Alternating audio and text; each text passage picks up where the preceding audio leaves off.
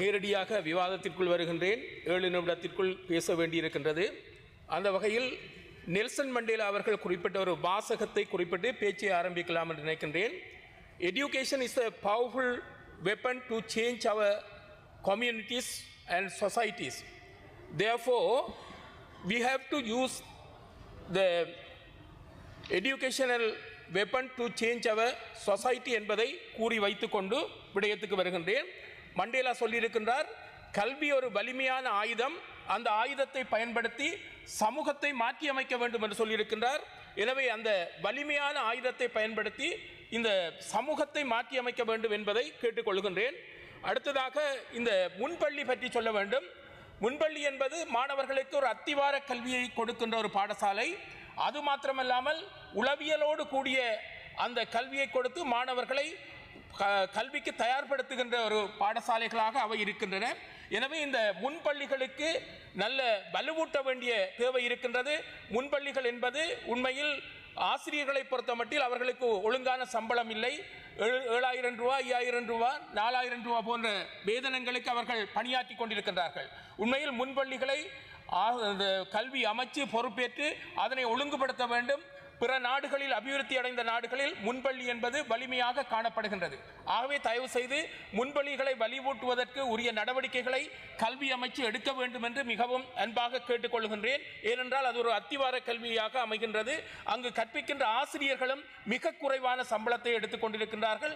அவர்களுக்குரிய கற்பித்தல் தொடர்பான அந்த அணுகுமுறைகள் கூட ஒழுங்காக இல்லாமல் இருக்கின்றது. ஆகவே கல்வி அமைச்சர் புதிய கல்வி சீர்திருத்தத்தில் இந்த முன்பள்ளிகளுக்கு முக்கியத்துவம் கொடுப்பார் என்று நான் எதிர்பார்க்கின்றேன்.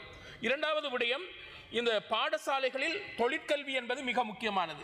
அநேகமாக 11 வருடங்கள் 13 ஆண்டுகள் பாடசாலைகளில் கற்று வெளியேறுகின்ற மாணவர்கள் வெறுமனே காகித சான்றிதழ்களோடு வெளியேறுகின்ற தன்மை இருக்கக்கூடாது. அவர்கள் பாடசாலையை விட்டு வெளியேறினால் ஒரு தொழிலை செய்யக்கூடிய ஒரு சக்தியை பெற வேண்டும், அதற்கான திறன்களை பெற வேண்டும். ஆகவே தொழிற்கல்வி என்பது 3ஆம் நிலை கல்வியோடு மட்டுமல்லாமல் பாடசாலைகளில் இந்த டெய்லரிங், மணிக்கூடுகளை திருத்துதல், கைத்தொலைபேசியை திருத்துதல் போன்ற அந்த பயிற்சியை கொடுத்து அனுப்பினால் அவர்கள் தொழில் தேடி அங்கும் இங்கும் அலைய வேண்டியதில்லை. வீட்டில் இருந்து கொண்டே சுய தொழில் வாய்ப்புகளை பெற்றுக்கொள்வதற்கு வாய்ப்பு இருக்கின்றது என்பதை சுட்டிக்காட்ட விரும்புகிறேன். அடுத்ததாக இன்றைய காலத்தில் மிக முக்கியமான ஒரு கல்வியாக இருப்பது விஞ்ஞான கல்வி, ஐசிடி, ஐடி தொடர்பான கல்விகள். ஆனால் இந்த கஷ்ட பிரதேசங்கள், கிராமிய பிரதேசங்களில் இந்த விஞ்ஞான கல்வி, கணித கல்வி, தகவல் தொடர்பாடல் கல்வி போன்ற கல்வி அளிக்கின்ற ஆசிரியர்கள் பற்றாக்குறையாக இருக்கின்றன. எனவே இந்த இடத்தில் கல்வி அமைச்சு கூடுதலாக கவனம் செலுத்த வேண்டும். பாடசாலைகள் நகரங்களில் காணப்படுகின்ற தேசிய பாடசாலைகளோடு கஷ்ட பிரதேச பாடசாலைகளை ஒப்பிடுகின்ற போது மிகவும் மலையும் மடுவும் போன்று காணப்படுகின்றன. எனவே கல்வியில் ஒரு சமத்துவம் இல்லாத நிலை காணப்படுகின்றது. தேசிய பாடசாலைகள் வளங்கள் அதிகமாக காணப்படுகின்றன, கஷ்ட பிரதேச பாடசாலைகளில் மிக மோசமான வளத்தட்டுப்பாடு காணப்படுகின்றன.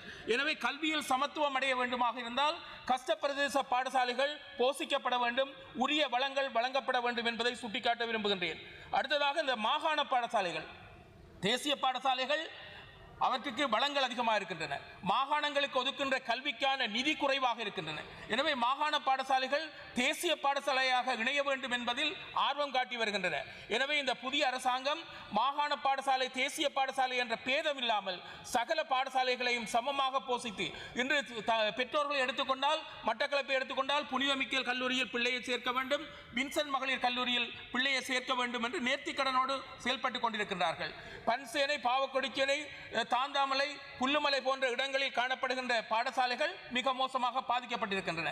எனவே இந்த பாடசாலைகளை வலுவூட்டி சகல பெற்றோர்களும் சகல பாடசாலைகளின் பிள்ளைகளை இணைத்தால் அவை கற்று முன்னேறும் என்ற நிலையை ஏற்படுத்த வேண்டும் என்று கேட்டுக்கொள்கின்றேன். அடுத்ததாக இந்த மஞ்சன் தொடுவாயில் காணப்படுகின்ற தொழிற்கல்வி நிலையம், தொழில்நுட்ப கல்லூரியை பற்றி சொல்கின்றேன். இந்த கல்லூரியில் பலவிதமான அந்த கற்கை நெறிகள் நடைபெறுகின்றன. அங்கு விவசாயத்தை பொறுத்த மட்டில் மட்டக்களப்பு விவசாயத்திற்கு பேர் போன இடம்.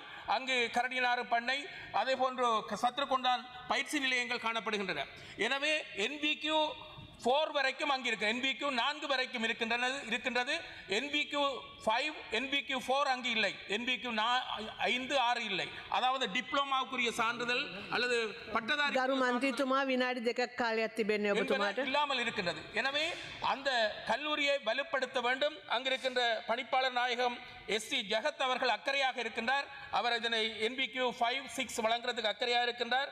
எனவே இதனை செய்வதற்கு வளங்களை கொடுக்க வேண்டும் அல்லது காணிகளை பெற்றுக் கொடுக்க நடவடிக்கை எடுக்க வேண்டும் என்று இந்த இடத்தில் நான் கேட்டுக்கொள்கின்றேன். இதைவிட இன்னும் ஒரு விடயம், இந்த தெஹிவளையில் காணப்படுகின்ற மீலான் பாடசாலை பற்றி சொல்ல வேண்டும். இந்த பாடசாலை பிலியந்தலையில் வலயத்தில் உள்ள ஒரே ஒரு தமிழ் மொழி பாடசாலையாக காணப்படுகின்றது. 1952 ஆரம்பிக்கப்பட்ட பாடசாலை 73 வருடங்கள் பழமையானதாக இருக்கின்றது. வன்சி பாடசாலை தரம் 1 13 வரையும் அங்கு காணப்படுகின்றது. 23 பேர்ச் நிலத்தில் தான் இந்த பாடசாலை இயங்கி வருகின்றது. ஒரே ஒரு கட்டடம் காணப்படுகின்றது. அதுவும் ஒரு தனியார் ஒருவர் அமைத்து கொடுத்ததாக இங்கு குறிப்பிடப்படுகின்றது. எனவே தயவு செய்து அந்த பிரதேசத்தில் பாராளுமன்ற உறுப்பினர்களாக இருக்கின்றவர்கள் இருவரது பெயரை சொல்ல வேண்டும். முதலாவது கௌரவ சமன் மாலி அவர்கள் அந்த தெஹிவளை பிரதேசத்தில் பாராளுமன்ற உறுப்பினராக இருக்கின்றார். அவர் இந்த இடத்தில் இந்த பாடசாலையை முன்னேற்றுவதற்குரிய நடவடிக்கை எடுப்பார் என்று அந்த மக்கள் எதிர்பார்க்கின்றார்கள்.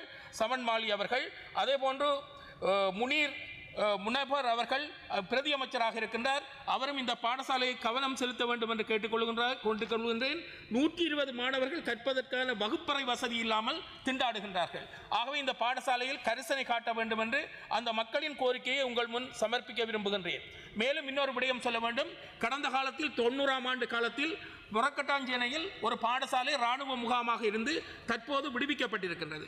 அந்த பாடசாலை கட்டடம் இருக்கின்றது. ஆகவே அந்த பாடசாலையை பிரைமரி பாடசாலையை கட்டமைப்பதற்கும் அங்கு 56 வீடுகள் இழக்கப்பட்டிருக்கின்றன. அந்த வீடுகள் உண்மையில் அந்த பக்கத்தில் இருந்த பெற்றோர்களின் வீடுகளாக இருக்கின்றன. எனவே அந்த 56 வீடுகளை புனரமைத்து கொடுக்க வேண்டியது இருக்கின்றது.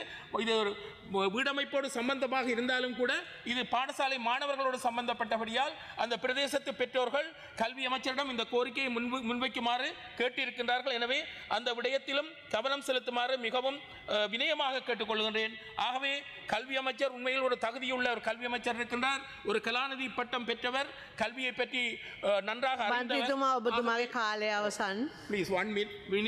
ஆகவே தயவு செய்து இந்த விடயங்களை கவனத்துக்கு தந்திருக்கின்றேன். நானும் கடந்த காலத்தில் 30 வருடங்கள் இந்த கல்வி பகுதியில் பணியாற்றி இருக்கின்றேன். ஆசிரியராக இருந்திருக்கின்றேன், விரிவுரையாளராக இருந்திருக்கின்றேன், ஒரு பணிப்பாளராக இருந்திருக்கின்றேன். ஆகவே இந்த கஷ்டப்பிரதேச கல்வியை வளர்த்தெடுப்பதற்கு உரிய நடவடிக்கை எடுத்து ஒரு மறுமலர்ச்சியை அல்லது ஒரு கல்வி புரட்சியை ஏற்படுத்துமாறு கல்வி அமைச்சர்